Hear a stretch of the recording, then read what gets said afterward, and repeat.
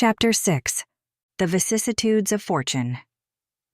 Chen Wu said to Sune Shuao, "Lord, you were prime minister 3 times and took no pride in it.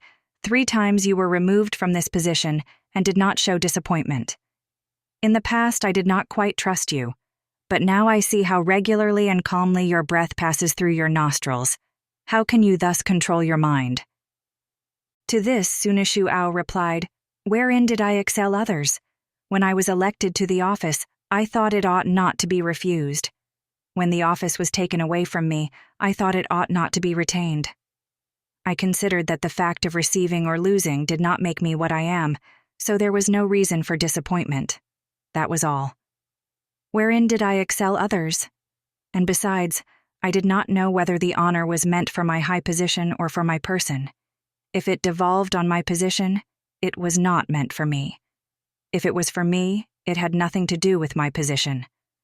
Beset as I was with these uncertainties, and all things considered, I had no way of discerning whether people had a high or a low regard for me."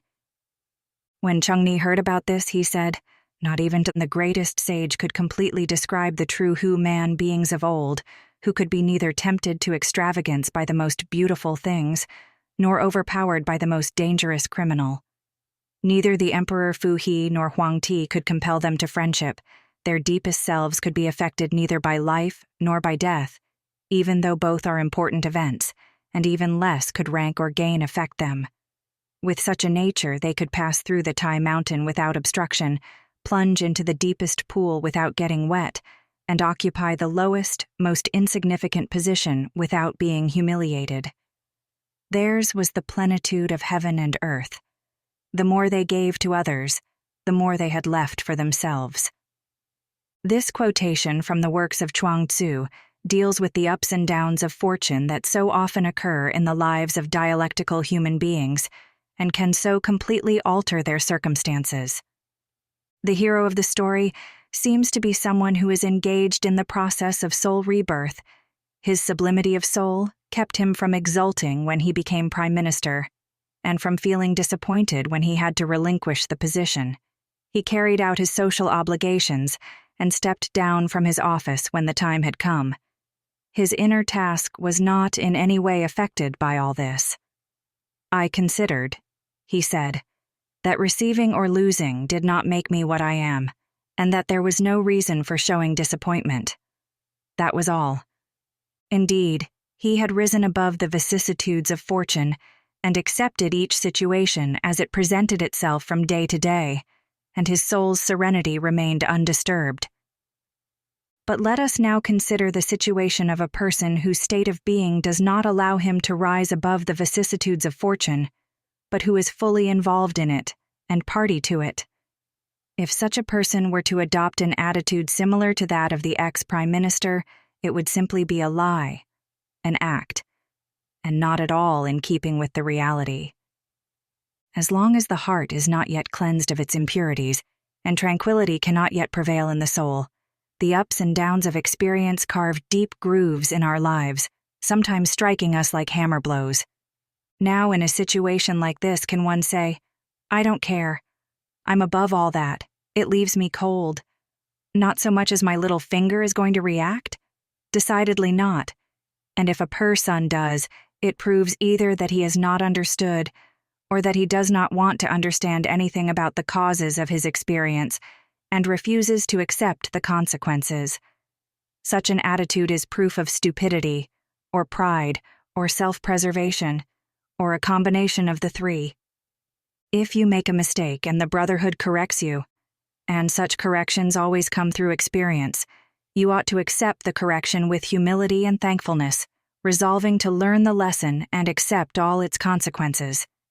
If you as yet lack the wisdom of insight, then you should ask for insight and information on the path you need to follow. In this way, the intervention in your fate will make a profound impression on your soul, and the resulting chastening will contribute to the purification of your heart. So, in such situations, it is still not possible to behave as the ex-prime minister did. His attitude was ennobled by the high quality of his soul. But if one were to copy this attitude without being ennobled to it, one's behavior would only be an imitation, a pretense from which the soul could derive no benefit.